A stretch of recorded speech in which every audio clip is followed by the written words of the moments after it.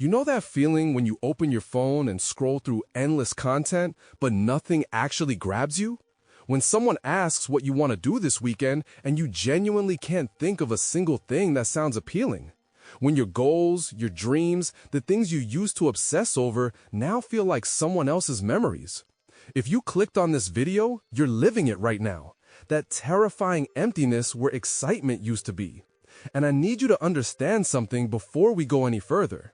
This isn't about motivation. This isn't about finding your passion or hustling harder. What's happening to you is far more serious than that. It's a warning sign that most people ignore until it's too late. Your emotional system is shutting down, and if you don't understand why, you might never feel alive again. Let me show you exactly what I mean. Think about the last time something genuinely excited you, not mildly interested you, not something you felt obligated to care about, but something that made your chest feel tight with anticipation. Something that kept you up at night thinking about it. For most of you watching this, you're reaching back months, maybe years to find that memory. And here's the terrifying part. You probably didn't even notice when it stopped happening. It wasn't a dramatic shift. It was gradual, like colors slowly draining from a photograph, until one day you look around and realize everything is gray. This is what Alan Watts warned us about. The death that happens while you're still breathing. The moment when you become a ghost in your own life. But here's what nobody tells you about this state, and this is crucial. You didn't arrive here because you're lazy or broken or depressed in the clinical sense. You arrived here because your brain made a decision, a protective decision. Think about it. How many times have you gotten excited about something only to be disappointed? How many dreams have you chased that turned out to be empty? How many times have you been promised that this product, this relationship, this achievement would finally make you feel complete, only to get there and feel nothing? Your brain isn't stupid. After enough cycles of desire followed by disappointment, it does the only logical thing it can do. It stops desiring. It's like touching a hot stove over and over. Eventually, you stop reaching. Now here's where this gets really interesting, and this is the first piece of the solution we're building toward. Most people, when they realize nothing excites them anymore, they panic. They think something's wrong with them. So what do? They try to force enthusiasm. They consume more content, seek more stimulation, chase bigger experiences, thinking if they just find the right thing, the spark will come back. But this is exactly backwards. It's like trying to fall asleep by trying harder to fall asleep. The effort itself becomes the obstacle. What if I told you that this emptiness you're feeling isn't the problem? What if it's actually your mind's way of protecting you from something far more dangerous? Let me explain what I mean by walking you through what's actually happening in your nervous system right now. When you were younger, desire felt pure. You wanted ice cream, you got excited about ice cream. You wanted to see your friends, that anticipation felt real. But somewhere along the way, desire became complicated. It became mixed with anxiety, with fear of missing out, with the pressure to want the right things, to be excited about what you're supposed to be excited about. Your desires stopped being yours. They became performances. And your brain, your beautiful, protective brain, started to recognize this. It realized that most of what you think you want isn't actually what you want at all. It's what you've been conditioned to want. And this is where the terror really begins. Because here's the thing that's going to sound dark, but stick with me. When nothing excites you anymore, one of two things is happening. Either you're in the process of shedding false desires to make room for real ones, which is actually beautiful, or you've learned to disconnect from your own feelings as a survival mechanism. And here's how you know which one you're experiencing. Ask yourself this question. Do you feel nothing because you're finally quiet enough to hear yourself? Or do you feel nothing because feeling anything at all has become too dangerous? This distinction is everything. And for many of you, if you're honest, it's the second one. Something or someone taught you that your desires don't matter, that your excitement is too much, that wanting things only leads to pain. So you stopped wanting, you went numb, and you've been calling it peace. This is the connection that most people miss, and it's why I want you to watch another video I made after this one. It's called The Mind Games of Emotional Abusers: How to Break Free. Because here's what I've discovered working with thousands of people who feel this emptiness. A huge percentage of them didn't just randomly lose their ability to feel excited. It was taken from them, slowly, systematically, by people who needed them to be small, predictable, and easy to control. When you're in a relationship with someone who dismisses your enthusiasm, mocks your dreams, or punishes you for having needs, something happens to your emotional system. It learns to go silent.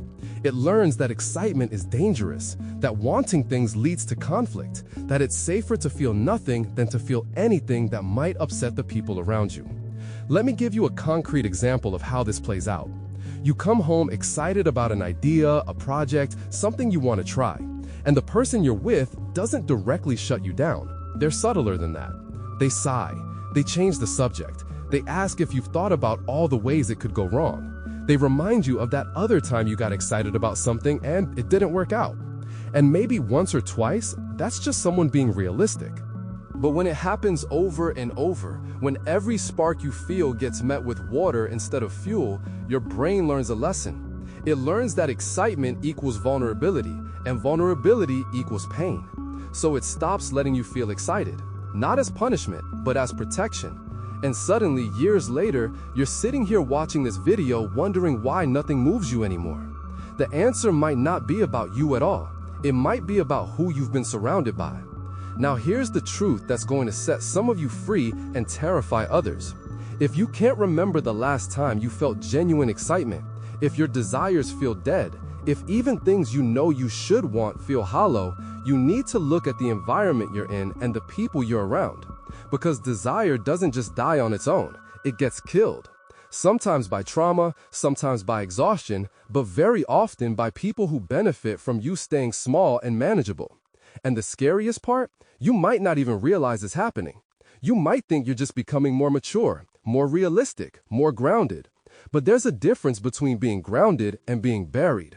There's a difference between letting go of superficial wants and losing your ability to want anything at all. So here's what I want you to do, and this is practical. For the next 48 hours, I want you to notice something specific. Every time you feel even a flicker of interest in something, even if it's small, pay attention to what happens next. Do you let yourself feel it, or do you immediately shut it down? And if you shut it down, whose voice are you using? Is it yours, or is it someone else's that you've internalized? Because this is how you start to reclaim your desire. Not by forcing enthusiasm for things you don't care about, but by stopping the automatic suppression of the small sparks that are still trying to light. Most people don't have a desire problem. They have a permission problem. They've learned they're not allowed to want, and they've been living under that invisible rule for so long they think it's just who they are. Here's the second thing I want you to notice, and this connects directly to that video on emotional abuse I mentioned. Pay attention to what happens when you do express excitement or desire around the people in your life. Do they match your energy? Do they ask questions? Do they encourage you? Or do they minimize, redirect, or make it about themselves? Because the people who love you should amplify your aliveness, not diminish it. If you're constantly walking on eggshells about your own enthusiasm, if you've learned to keep your wants small and quiet to avoid conflict or judgment, that's not maturity. That's adaptation to an unsafe environment. And your emptiness isn't a personal failure. It's a completely logical response to being emotionally controlled. Now, I know some of you are thinking, but I'm not in an abusive relationship. I just don't feel anything anymore. And that might be true. But I want you to consider something.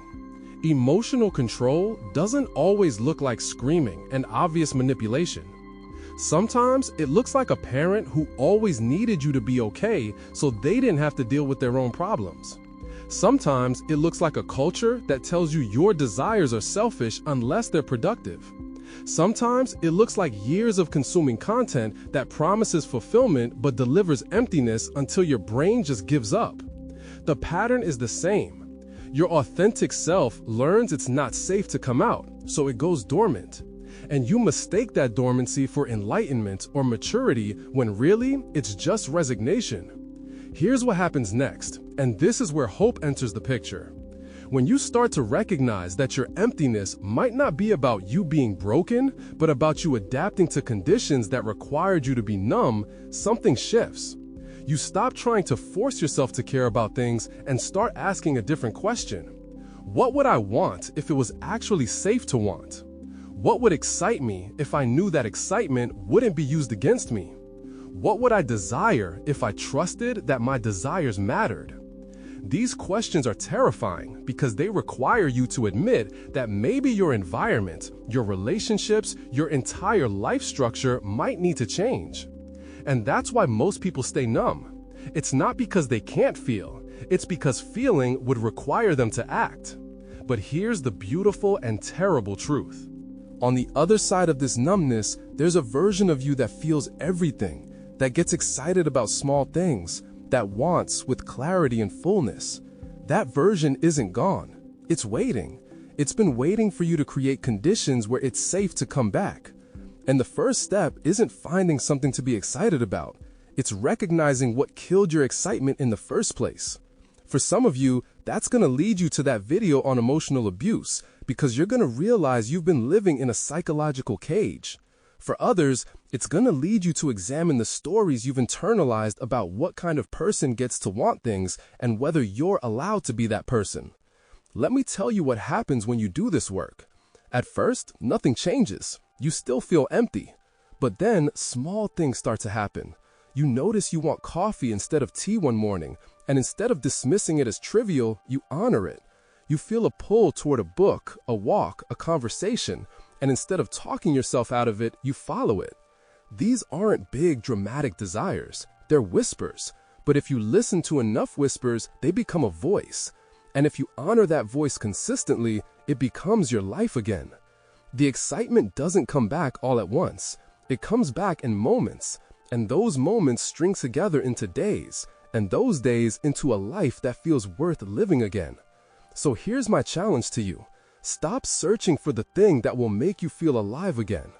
Start investigating what made you go numb in the first place. Watch that video on emotional abuse, even if you don't think it applies to you. Because the tactics used to control people emotionally are the same tactics we use on ourselves when we've internalized them. And once you see them, once you recognize the patterns, you can start to dismantle them. You can start to create space for desire to return. Not manufactured desire, not forced enthusiasm, but real, authentic wanting that comes from a self that finally feels safe enough to emerge.